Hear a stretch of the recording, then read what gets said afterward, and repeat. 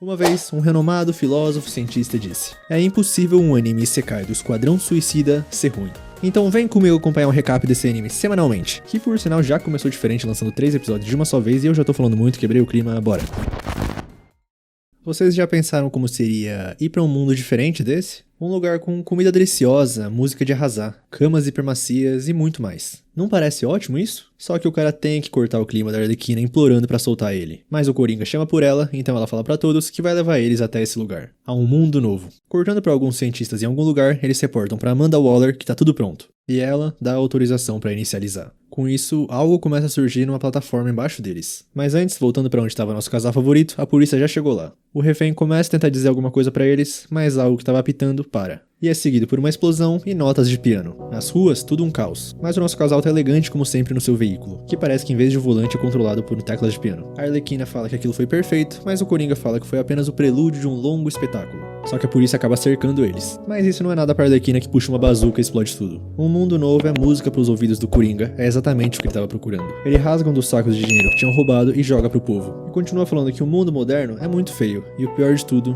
é muito injusto. Cortando pros cientistas, parece que aconteceu algum problema. A potência é menor do que eles esperavam e não vai durar muito. Assim, a Amanda Waller fala pra aumentar a carga. Só que os cientistas falam que vai ser muita pressão pra ela. Mas a Amanda continua falando que ela não é uma pessoa, é só uma ferramenta pra abrir o portal. Desse jeito, ordens seguidas. Com o Coringa, ele fala que a Arlequina tem razão. No fundo, todo mundo pensa assim. Até os privilegiados que comem bem todos os dias e ficam por aí dando ordens aos seus inúmeros lacaios. Eles têm que abandonar o barco e ir pra um outro lugar, pra um novo mundo. A polícia continua atrás deles, mas eles nem se preocupam. Assim, a Arlequina usa seu taco pra jogar algumas bombas nos carros e explodirem eles. O Coringa continua falando que o motivo é porque a alma, a existência deles, ou o nome que ela quiser dar, tá gritando por dentro. Tá dizendo, isso não sou eu de verdade. As pessoas são idiotas, mas ninguém dá o salto adiante. Por isso, eles vão mudar as coisas. Usar o que for preciso, seja armas, pedaços de papel, tudo pra mudar o mundo. Mas de repente a Arlequina interrompe ele para o carro. Ela quer aproveitar uma bebida antes disso. Mudar o mundo é um trabalho puxado, né? E ela manda ele esperar aí porque a bebida fica ainda mais saborosa quando ela toma esperando o amado. E antes dela entrar, o Coringa chama ela e fala que ela é a melhor mulher que existe. Que responde falando que é só porque é a mulher dele. Desse jeito ela entra jogando dinheiro pra cima, mas parece que o pessoal não ligou muito pra ela não. Todo mundo se encara e ela vai em direção ao bar perguntando se alguém morreu por acaso. Ela pede alguma coisa doce, extremamente doce, e pergunta cadê o KJ. Aí o bartender fala que parece que ele pegou um resfriado. Com isso ela chama ele pra perto e fala uma curiosidade. Não tem nenhum KJ nesse bar. Os caras infiltrados já partem pra cima e ela estoura a garrafa na cabeça do bartender. Aí ela grita pro Coringa pra ele não entrar lá. Com os cientistas eles avisam pra Amanda Waller que precisam parar. Mas ela fala pra continuar e o portal enlouquece. Um pedaço de ferro passa zunindo por ela, mas ela nem pisca. Com a Arlequina, ela tá batendo nos caras com um sorriso no rosto. Eles também estão atrás do Coringa, então ele pega o carro e atropela um. Só que os caras têm reforço e armamento pesado, então ele tem que fugir. No meio de tudo isso, a Arlequina já derrotou todo mundo e consegue subir pra cima de um prédio pra fugir. Ela tenta entrar em contato com o pudinzinho dela, mas ele não responde. E enquanto isso, alguém joga uma faca nela. Ou seria uma katana. Parece que foi uma mulher mascarada em cima do outro prédio que jogou, que já pula pro prédio da Arlequina como se não fosse nada. Ela não entende o que uma samurai pode ter contra ela. Mas dito isso, a briga começa. A mulher de katana é bem habilidosa e consegue desarmar a Harley, que tenta fazer umas gracinhas pra fugir. Fala que a katana é bonita, mas a máscara deixa a desejar. Só que desse jeito ela tá sem nada pra atacar, então resolve tirar um cano da parede. E a briga tem uma baita coreografia, mas a Arlequina é encurralada e parece que a briga tem uma vencedora já.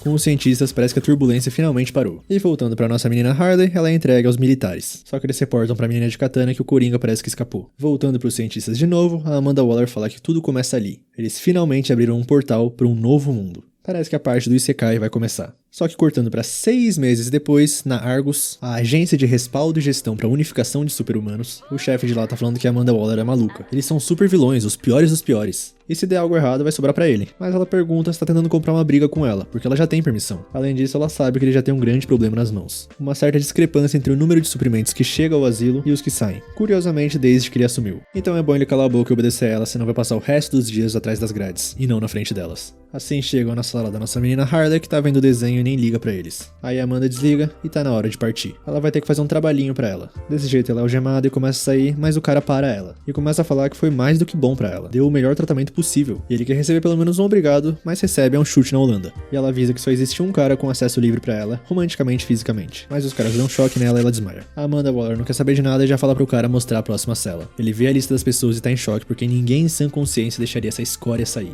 Aí ela fala que é claro, é impossível mudar o mundo sem um pouquinho de loucura. E na mente da Arlequina, ela tá se imaginando passando por um portal? Assim ela abre os olhos e dá de cara com um cara falando bom dia, flor do dia. Só que ela fala que queria ter acordado com o canto de um passarinho, porque tem que ser com a cara feia dele. Ele chama ela de psicopata e alguém na frente deles fala pra tomar cuidado como fala. Isso não é jeito de tratar uma mulher que acabou de conhecer. E desse a Arlequina gosta. Com isso o cara continua falando que eles estão vestindo a mesma coisa, mas cai melhor nele. E será que os dois não notaram nada especial no rosto dele? Mais 2 olhos, 2 orelhas, um nariz, uma boca. E a Arlequina complementa que ele é bonitão, mas não faz o tipo dela. E parece que o bonitão é um astro de cinema, na verdade. A nossa menina fica toda animada e fala que viu todas as temporadas de Game of Thrones. Só que o bonitão fala pra deixar pra lá porque a cena vai ser mais emocionante se eles entenderem quem ele é só mais tarde. Com isso, a Arlequina agora pergunta sobre o Jason ali. Ela pergunta se ele tá com um saco porque se acidentou cortando a barba, mas ele fala que não comete acidentes. Ele tá usando isso porque a missão seria comprometida se as pessoas vissem a cara dele. Eles se questionam sobre a missão e o cara fala que é uma causa nobre. E ele sabe porque eles foram trazidos lá. Eles estão numa missão de paz. Afinal, esse cara só trabalha pela paz. Com isso, o agente Brown aparece. O grupinho pergunta se vai demorar muito pra chegar, mas o agente fala que já chegaram faz um tempo. E começa a explicar que eles têm uma missão muito nobre a cumprir. E a própria Amanda Waller aparece pra falar que os 5 ali vão trabalhar com o agente dela, o Adam. E caso sejam bem-sucedidos, terão suas sentenças reduzidas. Simplificando, a missão é criar e proteger uma série de cabeças de ponte, que servirão de base para a realização de pesquisas e a exploração de recursos de uma certa região. Aí o primeiro cara parece que não entendeu nada e pede pra ela explicar com palavras que até crianças burras entendem. E além disso, por que eles trabalhariam pra ela? E isso é fácil, ela fala que é porque implantaram bombas nos pescoços deles. E claro, ela pode ativá-las ao bel prazer. Além disso, elas também funcionam em contagem regressiva. Se não receber um sinal de rádio deles a tempo, as bombas estão programadas para explodir após 72 horas. Ou seja, se tentar fugir ou ignorar as ordens que ela der, eles morrem.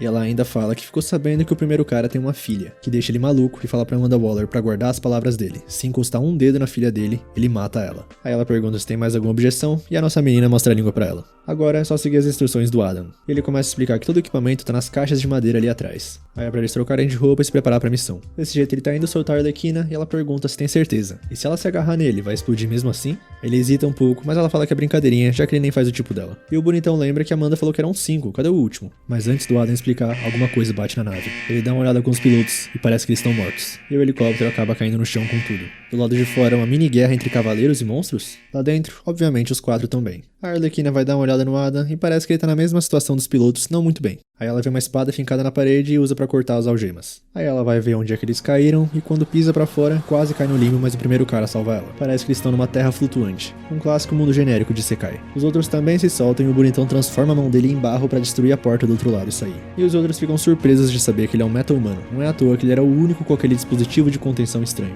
Do lado de fora, um dragão passa por eles e a Harley pergunta se eles por acaso participaram de Senhor dos Anéis. Lá na frente, parece que os orcs estão levando a melhor. E o bonitão fala que isso que é um set de filmagens, qual será que é o estúdio no comando? Desse jeito eles perguntam pro cara de saco qual que é desse mundo. Isso faz parte da suposta missão de paz? Aí ele só continua falando que é uma causa nobre. Ou seja, no fundo ele não sabe de nada. Nesse meio tempo, os monstros já chegaram até eles. E parece que eles não falam a mesma língua não. O bonitão começa a perguntar onde tá o produtor e tal, mas já é atacado por um deles. O sangue voa na Arlequina e todos percebem uma coisa. Isso não é um set de filmagens ou um sonho. Porque mesmo com o fedor desses porcos, eles estão sentindo o cheiro de algo que já conhecem. É tudo real e a Arlequina dá uma risadinha. Ela adora quando é fácil de entender as coisas. Ela não faz ideia de onde ela tá ou de quem os monstros são, mas ela supõe que eles não são aliados. Atrás dela, um tubarão gigantesco sai do helicóptero e começa a comer todos os monstros como se não fosse nada. Ele é o tubarão rei, meta-humano em forma de tubarão que tem o QI de uma criança. A Arlequina também pega um bastão e começa a derrotar os monstros. E a ex-psiquiatra dispensa apresentações. O cara de saco também começou os trabalhos falando que quem perturbar a paz ou ficar no caminho dele deve morrer. E pra surpresa de 0 pessoas, ele é o pacificador, justiceiro violento determinado a alcançar a paz custe o que custar. Já o bonitão usa seus poderes de barro e talvez ele não seja bonitão. Ele é o cara de barro, um metamorfo feito de argila viva e é um ator impopular. E em último e não menos importante, o primeiro cara precisa de uma bala pra derrotar um monstro. E ele fala que estão derrotando, mas não chegam a lugar nenhum. Cadê o chefe deles? E o pacificador fala que deve ser aquele lá no fundo, com o cara de barro complementando, falando que os verdadeiros vilões têm uma cara horrenda. E o primeiro cara olha pra Harley pensando nisso e finalmente é apresentado, e pra surpresa de 0 pessoas de novo, ele é o pistoleiro, assassino profissional, atirador de alto nível que nunca erra o alvo. Aí, curiosamente, com um tiro, derrota o chefão. Nisso, os orcs recuam. Ninguém entende o que aconteceu, só que o pistoleiro fala que, deixando as aberrações de lado, a aberração, o Rei Tubarão, tá do lado deles? Ele provavelmente é o 5º cara que a Amanda Waller tinha falado, se é que dá pra chamar de cara. E se não bastassem os monstros, agora chegou os cavaleiros. Eles olham pro tubarão ruim devorando tudo e levantam a espada. Mas o pistoleiro com um tiro derruba ela. Ele tenta se comunicar falando que todo mundo tá do mesmo lado porque derrotou os monstros e tal, mas o cavaleiro fala alguma língua estranha e a espada volta pra mão dele do nada. O esquadrão fica em choque porque não sabe se isso foi um truque, magia, mas o cara de barro já entendeu tudo e fala que eles não precisam se preocupar. Assim ele se aproxima dos cavaleiros e pede desculpas por ter assustado eles. Mas se emociona e começa a pensar alto que as histórias da realidade dele eram chatas gratas de morrer. Só que Deus sabe mesmo como entreter. E ele foi abençoado com um cenário fantástico desses. A Arlequina pergunta se ele endoidou, mas ele fala pra ela olhar em volta dela. Dragões, orcs, guerra à moda antiga, espadas e flechas. E magia, é Alice no País das Maravilhas. Só que ele continua falando que o termo mais usado hoje na cultura pop é Isekai. Obviamente o esquadrão não sabe do que se trata, mas a gente conhece e talvez bem até demais. E o pistoleiro começa a debochar da tal causa nobre. Aí o pacificador fica bravo, os dois começam a brigar, e o cara de barro pergunta pros cavaleiros, e agora? Eles estão em frente aos heróis que foram conjurados de outro mundo. E pede pra levar eles até o rei, pra pôr um fim nessa guerra. Só que eles são levados pra trás das grades. E os dois ali no fundo estão brigando ainda. Parece que eles estão numa masmorra. E em algum lugar daquele mundo, alguém reportando que acabaram de saber que um novo grupo de pessoas estranhas foi levado ao reino. E a menina da katana tá ali também, e parece que ela faz parte de um esquadrão. O mundo onde eles estão parece ser bonito, mas nem todos acham isso. Exemplificando o contraste, a rainha é carregada numa carruagem chique no meio de um vilarejo miserável. O povo clama por comida, mas os guardas nem deixam eles chegarem perto. No palácio flutuante, uma assembleia acontece. Eles estão eufóricos que os porcos ridículos não tiveram a menor chance contra eles. E isso graças a sua majestade que viajou para as linhas de frente, aumentando a motivação das tropas. Mas o guarda de rosa de antes pergunta como eles podem falar isso, ainda há súditos passando fome no reino. Só que parece que os velhinhos não ligam para isso, eles só querem recompensar os cavaleiros por uma batalha bem travada. E começam a acusar ele falando que ele é contra a comemoração de glória da rainha. Mas a mesma dá um basta e pergunta se eles realmente consideram o resultado dessa pequena peleja uma vitória. O reino só sairá vitorioso quando todos os brutos do império forem massacrados. E os caras mudam de opinião e concordam com tudo que ela disse na hora. O cara de cabelo rosa pergunta o que fazer com essas pessoas se referindo ao nosso esquadrão. E ele contextualiza que a intromissão deles na batalha ajudou eles, mas são um bando de excêntricos tanto na forma de falar quanto na aparência. E isso a rainha fala pra esquecerem eles na prisão, eles não têm tempo pra uma questão tão trivial. Só que o guarda fala que ele acredita que poderiam fazer bom uso das armas deles, mas a rainha corta ele falando que isso são palavras de um covarde. E parece que ele é o herói que já salvou o reino uma vez. O grande cavaleiro que foi abençoado com a armadura sagrada pela própria princesa. Dito isso, ela espera que todos eles vão à reunião de gabinete amanhã com um plano pra próxima batalha. E isso é tudo, mas a princesa Fiona interrompe um pouco. Ela começa a falar sobre essas pessoas estranhas, talvez eles sejam enviados do Império. Mas a rainha já disse pra esquecer esse assunto, a não ser que tenha uma informação de confiança pra compartilhar. Senão, é pra ficar quieta. Mais tarde, do quarto dela, a princesa observa o povo brigando por um pão, enquanto ela tem a melhor comida possível disponível pra ela. Só que parece que ela tá se segurando e passando fome. Assim, o herói Cecil entra no quarto e pergunta se ela ainda não tá comendo. Ela deixar de comer não vai alimentar o povo deles. Só que ela fala que não tem apetite e precisa pedir um favor pra ele. Cortando pra nossa menina Harley, ela tá numa sala sendo interrogada por dois policiais. Eles estão zoando ela pelo relacionamento com o Coringa, dela ser ex-psiquiatra e tal. E ela fala que guardas de prisão são todos brutamontes que não conseguiram entrar na polícia. Com isso, os guardas ficam bravos e atacam ela com um taser. Ela tá quase desmaiando, mas houve uma explosão. É o pudinzinho dela que veio pra salvar ela, ou será que era tudo um sonho? Parece que ela acordou com os guardas dando uma bronca nos outros prisioneiros. E fala que a realidade é realmente uma droga. O cara de barro começa a falar que chegou à conclusão que já que ninguém foi buscar eles depois de todo esse tempo, talvez eles não sejam bem-vindos ali. E o pistoleiro fala que qualquer ser pensante pode ver que eles estão na droga de uma prisão. Mas o cara de barro tá tão frustrado quanto ele. Eles só venceram a batalha graças a eles deviam ser tratados como heróis. Ele tava adorando a ideia de ser conjurado num mundo de Isekai. Mas claramente Deus não tem a menor ideia dos princípios básicos de uma narrativa. E o pistoleiro já entendeu tudo. Ele é um daqueles estrelinhas que todo mundo odeia porque fica exigindo mudanças de roteiro. Não é à toa que ninguém conhece ele, um Zé Ninguém de terceira. Mas o pacificador corta eles e fala que o tempo é o principal problema deles. 3, 2, 1, e com isso fazem exatamente 12 horas desde que o helicóptero caiu. Se tudo que a Amanda Waller falou for verdade, daqui a 60 horas a cabeça deles vai explodir. Eles precisam dar um jeito de voltar pro helicóptero antes disso. E todo mundo tá impressionado que realmente existe um cérebro dentro do saco. A Arlequina questiona porque ela achou que ele trabalhava com a Amanda. E a tal causa nobre. Mas ele fala que a única dama que ele serve é a liberdade. Só que ele tá disposto a fazer o que a Amanda quiser se necessário. Com isso, o cara de barro fala que não vê mais motivos pra ficar ali e levanta e vai em direção às grades. O pistoleiro fala que já tentaram de tudo pra abrir isso e tal, mas força bruta não é o estilo do cara de barro. E ele simplesmente passa pelas grades. Agora é pra eles esperarem ali que ele vai fazer a história avançar. Mas podem ter uma coisa em mente, que talvez o herói ser lamentavelmente obrigado a deixar os colegas pra trás e crescer com o sacrifício deles é um lindo clichê nos filmes. Na maioria das vezes a mocinha sobrevive, no entanto é bem típico de história de Isekai que o herói do mundo real seja recrutado pela princesa pra ajudar, e no fim acabem se apaixonando. Ele realmente entende de Isekai. Com isso, a Arlequina e os outros começam a chamar pelos guardas, e o pacificador até segura ele na cela. E quando ele se transforma, os guardas colocam um tipo de algema especial nele, que parece que inabilita ele de usar os poderes. E o resto do esquadrão comemora que ele voltou pra cela. Mas os guardas abrem a porta da cela e mandam eles saírem. Parece que tá na hora do almoço, se é que dá pra chamar isso de comida. E em volta todo mundo comendo como se fosse um refeitório de uma prisão mesmo. E uns monstros grandões chegam neles falando em outra língua que eles estão no lugar deles. E estão infestando o lugar deles com cheiro de humanos passando fraqueza. Os humanos idiotas que vieram antes deles fizeram a mesma coisa. Dito isso, eles não estão entendendo nada. Mas o pistoleiro fala que dá pra entender porque as regras sociais de prisão é igual em todo mundo. Só que antes dele levantar, o cara de barro fala pra esperar. esperar. Não é uma boa ideia fazer um escarcéu sendo que eles estão com pouco tempo. Só que o pistoleiro fala que eles não são do mesmo mundo, não falam a mesma língua, nem têm o mesmo gosto musical, e ele quer que eles se dê bem com eles. Só que o cara de barro dá o argumento falando que eles também são diferentes e estão ali conversando. E outra, se pelo menos eles tivessem trazido o Rei Tubarão, daí poderiam ter resolvido de outro jeito, com a diplomacia da porrada. Só que parece que eles não conseguiram nem acordar ele. Nesse meio tempo, os monstros continuam chiando e o cara de barro tenta se comunicar com eles. O monstro mandando ele sair e ele falando que é impressionante que ele é o chefão. E ainda fala pros outros que tá entendendo ele, sentindo o clima pelas caras e atitudes. O monstro pergunta se ele tá debochando dele e o cara de barro responde que os guardas dali são realmente deploráveis. Papo vai, papo vem, o monstro perde a paciência e dá um soco nele. Com isso eles começam a rir, mas a Arlequina pega a sopa do monstro e toma tudo de uma vez. E fala que tem gosto de vômito. Com isso o monstro fica irado e a batalha começa. O pacificador é mais forte que todos eles, a Arlequina também e o pistoleiro também. Os guardas chegam ouvindo toda essa comoção e o nosso trio já tá fazendo a pose da vitória. Assim os guardas falam pra trazerem as varinhas e os outros prisioneiros ficam desesperados. Aí eles chegam com os bastões que joga todo mundo pra cima e esmaga eles com a gravidade. E todos são jogados nas celas disciplinares, até o Rei Tubarão que tava dormindo. E o pistoleiro já tá aceitando a ideia de que isso daí é realmente um isekai, com magia, bruxaria, essas coisas.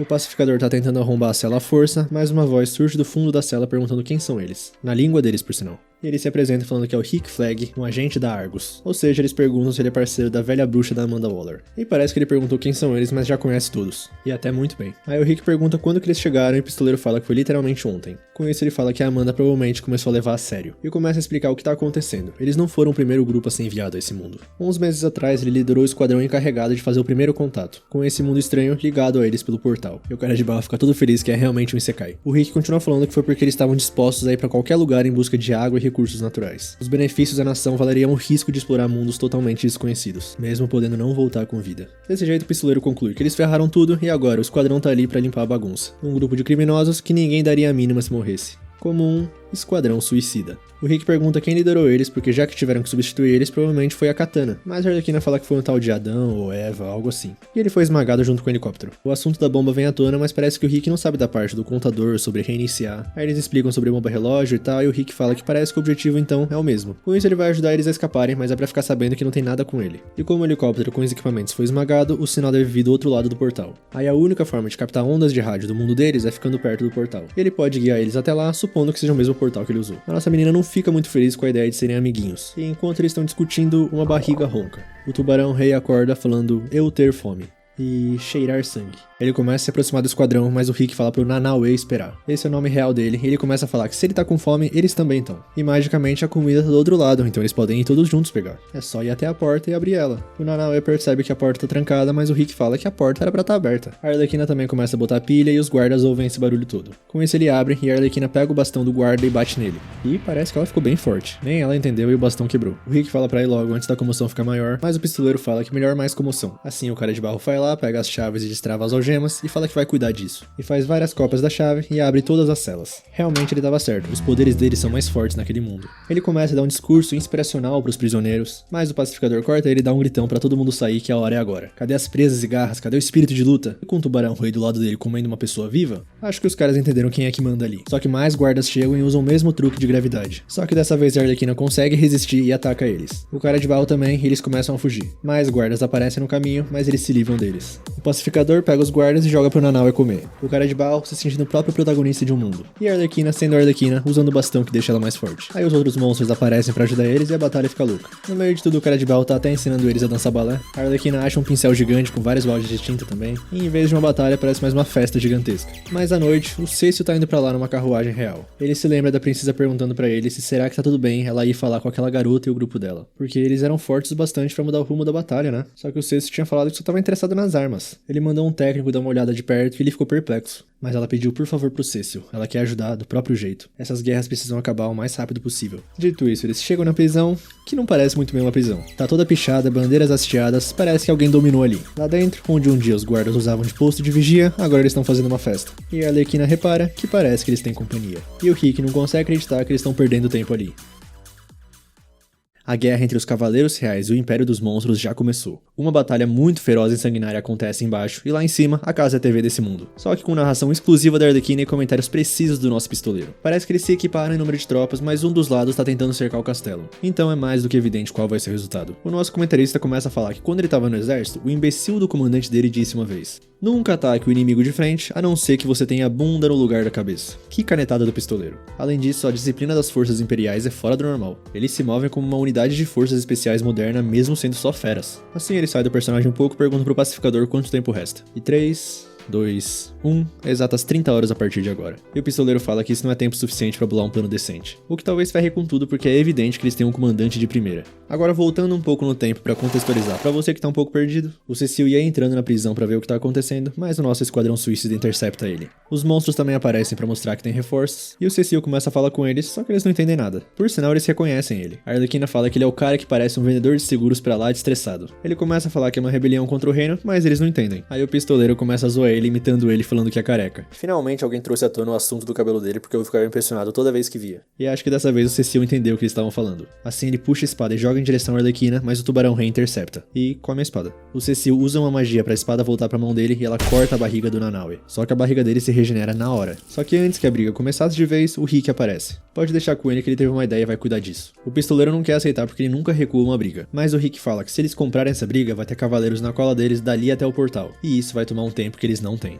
Assim ele avança e começa a falar na linguagem desse mundo. Todo mundo fica impressionado e ele fala que aprendeu um pouquinho com o pessoal na cadeia. Ele tá ali há mais tempo do que eles imaginam. Desse jeito ele fala pro Cecil, vamos fazer um acordo e vem até aqui, seu feioso. Não queremos lutar, então nos leve até o desgraçado do seu chefe. Só queremos conversar. Você entende o que eu tô dizendo, seu fedorento? O Cecil fica bravo e fala que sem chance. E o Rick, com a cara mais bondosa do mundo, fala, parem de desperdiçar meu tempo. E pergunta se ele não tá entendendo por causa de todo esse fedor. O esquadrão começa a questionar se o Rick realmente sabe falar a língua deles. Porque será que é realmente uma boa ideia se comunicar com as palavras que aprendeu de orcs? Aí ele continua e chama o Cecil de chorume e parece que essa foi a gota d'água. Mas antes de tudo ele é um herói e se recompõe lembrando das palavras que a princesa disse. Desse jeito ele guarda a espada e fala pro esquadrão seguir ele. E o Rick fala, agora sim, seu cocô. Cortando pro palácio já, parece que o nosso esquadrão não tá sendo muito bem recebido. Quando tiram as vendas, se impressionam com o cenário, a sala do trono. Dito isso, a Arlequina fala que é a pior festa de boas-vindas que ela já viu na vida. Com isso, Cecil fala que sua majestade vai receber eles agora e é pra tomar cuidado como falam. A rainha e a princesa entram e a última já troca olhares com a nossa Harley. Já a rainha lança um tipo de magia nos 6. E agora, parece que todo mundo consegue se entender. A Arlequina acha que é só ela e se acha um gênio, mas é todos. Aí o Rick dá um passo adiante e agradece humildemente a vossa majestade por ceder essa audiência hoje. E a razão de solicitarem esse encontro é que eles gostariam de fazer um pedido urgente. E o Cecil fica impressionado que ele sabe falar com educação. Só que a rainha fala que eles são prisioneiros, que direito eles têm de fazer pedidos pra ela. Aí o Rick primeiramente pede desculpas pela insolência na prisão, mas fala que tem informações que podem ser úteis à vossa majestade. E em troca pede apenas pra circular livremente. A rainha fica em silêncio, então ele continua. O império só ficou mais forte porque eles substituíram todos os oficiais superiores que lideravam as tropas. A princesa fica surpresa, mas parece que a rainha já sabia disso há muito tempo. Assim o Rick continua falando que todos os novos oficiais superiores vieram de outro mundo como eles. E disso parece que ninguém ali sabia. Aí o Rick continua falando que eles são perigosos, mas a Arlequina interrompe. Ela já entendeu tudo. Já que mandaram um grupo antes deles, certamente não foi um de soldados de verdade, né?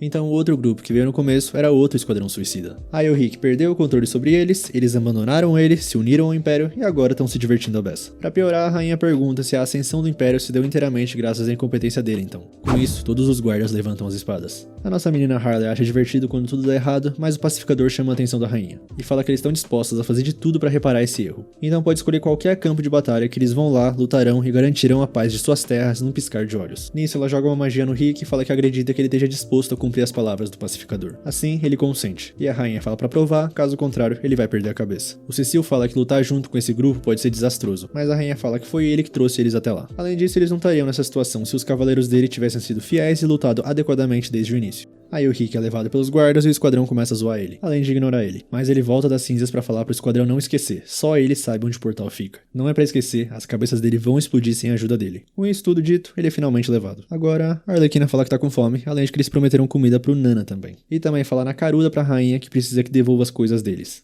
Agora, cortando pro armazém já, todo mundo veste seus clássicos uniformes. O cara de barba que parece Michael Jackson ou Muzan pergunta pro pacificador se ele vai continuar de máscara. Ele repete que sim, porque revelar o rosto podia ser prejudicial à missão. Já o pistoleiro pergunta pro Nanaue se ele quer realmente vestir isso. E parece que o nosso tubarão rei gostou. Com a Arlequina, ela retoca o batom, tá com seu bastão de volta e eles estão prontos. Agora a gente volta pra batalha oficialmente transmitida pelo Esquadrão Suicida TV. Parece que eles só não estão lutando porque o Cecil falou pra ficar fora disso. Só cavaleiros reais, nada de forasteiros. Só que o cara de barro fala que ajudando eles pode ser que eles comecem a ver eles com bons olhos. Um clichê bem comum em filmes. Só que o pacificador fala que é melhor um aliado morto do que um inútil. E sendo sincero, o pistoleiro fala que seria uma baita dor de cabeça tentar derrotar essas coisas. Porque essas bestas parecem guerreiros kamikaze. Ele nem imagina como foi o treinamento. Mas a Arlequina fala que não teve nada de treinamento. Ela reconhece lavagem cerebral de longe. Só vê os cachorrinhos que estão na retaguarda. Eles nem lutaram e já estão feridos. E mesmo assim não parecem relutantes a lutar, sem dar a mínima pra própria dor. e ela sabe disso porque ela tem experiência própria com lavagem cerebral. Esse é o pilar da história da Harleen Quinzel Fracotte antes de se libertar.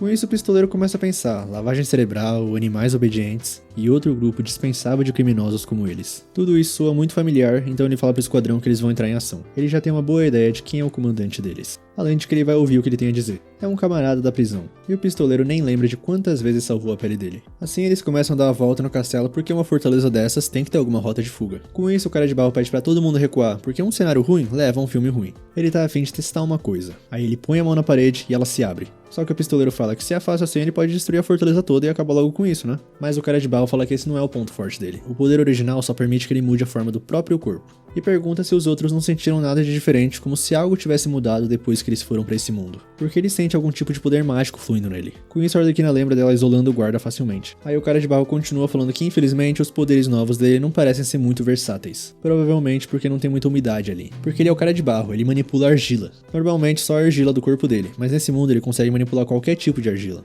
O pistoleiro fala que isso não é muito útil, e o cara de barro responde falando que todo bom protagonista precisa de uma falha charmosa. Como o Tom de Tom e Jerry, que não se dava muito bem com o Spike, o cachorro. Desse jeito eles se infiltram e começam a derrotar as feras. O primeiro andar já foi, e o segundo parece que vai ser tão rápido quanto. Lá de cima, o comandante das feras observa a batalha. E o nosso esquadrão já chegou. O pistoleiro fala que não foi pra lutar porque eles são camaradas, né? Rato. Só que eu não sei se ele tá muito feliz de ver o pistoleiro, que continua falando que tá surpreso de ver ele nesse mundo. Nunca imaginou que ele estaria ali também. A Arlequina pergunta quem é, e esse é o Caça-Ratos, um dos chapas do pistoleiro. Só que o rato explode de raiva vendo ele. Parece que a amizade é unilateral. Com isso começa o flashback. O Caça-Rato, no refeitório da prisão, tava alimentando o seu rato. E dois caras chegaram e começaram a fazer um bullying com ele, falando que ele fede a esgoto e tal. Mas o pistoleiro interrompeu isso. É pra parar de tentar provocar ele. Claro, ele é o louco, miserável dos ratos. Mas os outros dois ali também não iam conseguir fazer nada sem reunir o seu bando de ratos. Esse cara é só um introvertido sombrio que fede lata de lixo. Além disso, ele aposta que o ele é todo enrugado e afasta as mulheres. Mas e daí? Os dois ali por acaso são dois super-humanos que podem fazer o que bem entendem? Assim manda os dois se mandarem. E ele chega no rato todo orgulhoso da justiça que fez. Mais tarde, ele foi levar um pedaço de queijo na sala do rato. Tava indo pro lixo, mas não vamos nos apegar aos detalhes. Além disso, ele troca pelo que o rato estava comendo. E ainda fala que tava com gosto de esgoto. Outro dia, o rato estava fazendo suas necessidades, e o pistoleiro chegou falando que ele precisa dar um trato no visual, pra intimidar os outros, sabe? E puxa a maquininha. Outro dia, os prisioneiros estão decidindo que filme ver. Os dois querem ver o mesmo gênero, mas um fala pra ver com humanos reais, já o pistoleiro quer ver um de ratos porque é a única coisa que funciona com o rato. Ele é um que adora então é pra dar uma chance. Parece que realmente, durante os dias do rato lá na prisão, ele só tinha inimigos. Voltando pro presente, o pistoleiro não consegue entender toda a raiva. E o rato manda as feras atacarem eles. O pistoleiro ainda tá sem entender, e pelo que se lembra, o poder do rato só dá controle sobre ratos. Mas parece que nesse mundo é diferente. E a batalha começa e o Nanaue já comeu 5 em 1 segundo. A Arlequina se divertindo como sempre com seu bastão de volta. O pacificador trazendo a paz com a sua arma. Só que os monstros não param de vir, então ele atira direto no rato. Então uma das feras pula na frente dele pra tomar o tiro. Os monstros continuam vindo sem parar e a Arlequina fala pro pistoleiro fazer alguma coisa, já que é a culpa dele eles estarem nessa bagunça. E ele fala que isso tava sendo legal com o rato. Aí pergunta pra ele se foi por causa do ou do Isso faz a ira dele ficar maior ainda e ele espelha isso pras feras. Mas o nosso cara de barro começa a falar que água sempre flui pra baixo. Isso é verdade em qualquer era, seja a era medieval ou os dias modernos. E a pressão da água é o principal motivo pelos quais os tanques de água costumam ser construídos em locais elevados. Como aqueles ali, e o pistoleiro entende o recado e atira neles. Toda a água começa a cair e o cara de barro usa seu poder. As feras que tinham sido fortalecidas pelo rato caem todos no buraco. Agora, com ninguém pra proteger, o pacificador atira nele. Mas ele é salvo de novo. Dessa vez é a menina da máscara. E a Arlequina reconhece ela. Desse jeito os dois conseguem fugir e o palácio todo desmorona. Parece que a batalha acabou com isso, mas o Cecil não tá entendendo. Aí mais tarde a bronca com o nosso esquadrão suicida já começou. Parece que esse forte era originalmente do reino e o plano era recuperá-lo. Mas o nosso esquadrão não dá a mínima, é só limpar um pouco e fazer uma manutenção. E saem zoando o cabelo do Cecil. Na sala de reuniões do palácio, parece que toda a batalha foi realmente transmitida. Todo mundo ouviu a força do nosso esquadrão, até a rainha e a princesa. Agora em algum lugar daquele mundo, a garota de máscara tá falando que só vai ajudar o rato dessa vez. Porque ele sabe que o imperador pensa de fracassados. Assim ele fala que isso não vai se repetir, e vai mostrar pro pistoleiro e pros outros do que ele realmente é capaz. Esse anime não quis facilitar pra mim lançando 3 episódios de uma só vez, né? Mas eu confesso que eu prefiro assim, já dar um contexto geral, tipo, do que vai ser o anime, tirando que é do Esquadrão Suicida e a gente já conhece. Aliás, pra quem não viu, eu recomendo a série da Arlequina, que é maneirinha de ver e tem a maioria desses personagens. Agora falando do anime, eu achei bem bom esse começo, hein? Bem animado, bem fluido a história.